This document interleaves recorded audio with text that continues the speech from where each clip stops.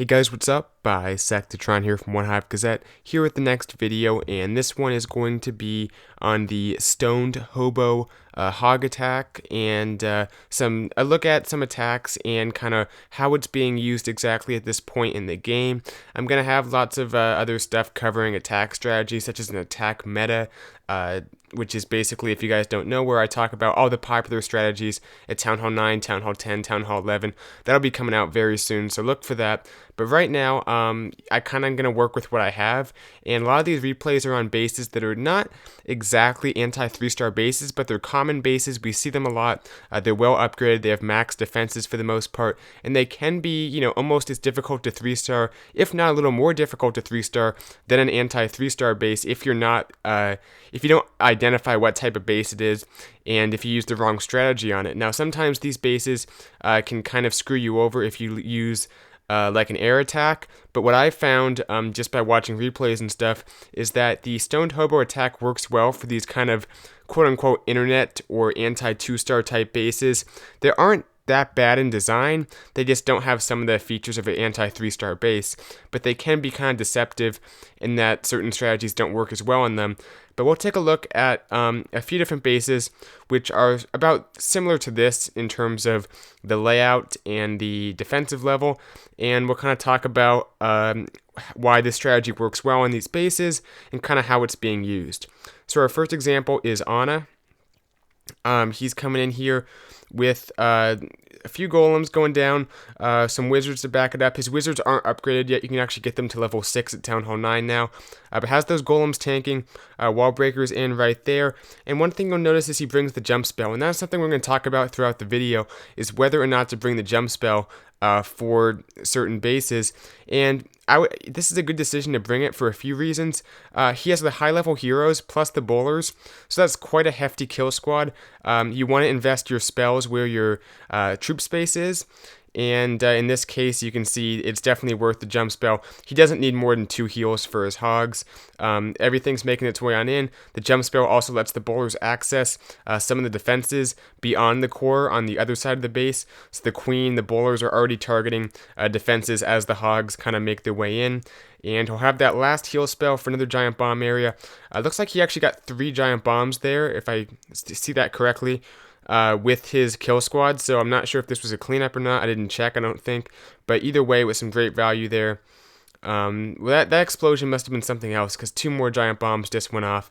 So I'm not actually sure what happened at the beginning. But either way, worked out very nicely. And you can be a little more outgoing, or not outgoing, a little more daring with your hogs as far as kind of how you deploy them.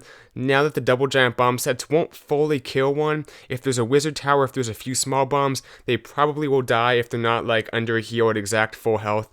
But it's not quite as devastating if you hit a double giant bomb set, especially if they kind of trigger one at a time to a certain extent. So you can be a little more bold with your hogs as far as the deployment goes. This guy kind of threw his bomb tower on the outside, so not nearly as good of a base as the last one. Kind of just threw that bomb tower in. I guess he already had the base made, so didn't make many changes, but still, a decent type base. And it also illustrates another point I want to talk about, which is why he didn't bring the jump spell here, which is something that I think is a good decision, and you'll see for a few reasons. He does have the level 30 heroes, that is true, which typically means you want to invest more spells because you have higher level heroes and you want to get them deeper in the base. But also, if you look at the base, there's not really any good spots for giant bombs. I guess next to those archer towers it's possible, but besides that, there's just really not many good spots. And what he's thinking is he can bring more hogs and more heals, and that it will allow him to kind of just use the hogs more and let them have a bigger role in this attack. The jump isn't necessary because the hogs are biting off a bigger piece of the base.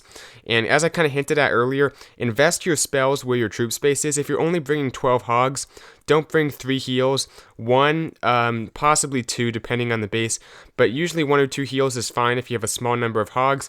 When you bring more hogs, invest more heal spells. You want to keep that kind of a balance in a way to where you're investing spells proportional to how you're investing your troops.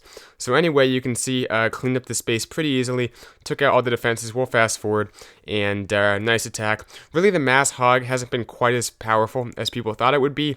We're still seeing some golem kill squads. The only difference is that you now have level 6 wizards, which I think the next attacker does have, or this attacker did. I think Ali, he did have level 6 wizards. You have a little bit more powerful wizards for funneling, and now the hogs don't take the extra damage from the giant bombs, which isn't that powerful for a stoned hobo attack when your kill squad is disabling a lot of the giant bombs, but it protects them a little bit from single bombs and any kind of makeshift double giant bomb sets towards the outside of the base that they could run into. It makes it a little bit easier. You don't have to invest quite as many heals in them also if you don't want to, because they won't get as low when they hit those giant bombs.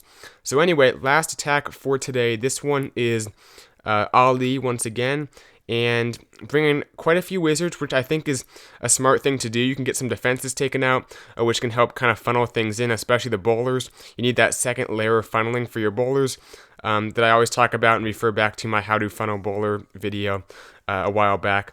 But anyway, comes into the base here. That jump is definitely necessary because wall breakers would barely open up the base at all. He needs to get into that next layer of the base, kind of by where that air sweeper just went down, where the Tesla and the clan castle is. That'll give him much greater access to the rest of this base. His troops can kind of walk their way in. Starting in with a few hogs on either side of the base. Pretty good deployment. They don't have to all be coming from one side. He's kind of just spreading them out. The only thing is, it's hard to tell where to heal, but I guess when they clump up, like you can see on the right side, that's when you want to drop your heal, and he even gets his kill squad in the heal as well, which is just added benefit. But yeah, when the hogs clump up, that's when you want to heal. Also, if there's any, groups of more of like 5-6 hogs that go over a giant bomb, that's another good place to heal, even if it's not the biggest group. If they are taking a lot of damage from giant bombs or other stuff, that's a good place to heal as well. So anyway, took out this base pretty easily, and this is a pretty common base too, I think, so in case you're wondering how to take that out. But yeah, I hope you guys learned some stuff from this video. Definitely, if you face these kind of anti-2-star bases a lot, this should be helpful to you guys, but also to people in, very high-level clan wars, the CWL wars that our clan's in.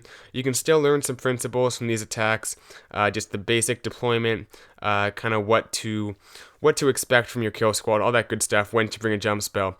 So yeah, hope you learned something, and thanks for watching. I'll see you guys in the next video. Bye, Sectatron out.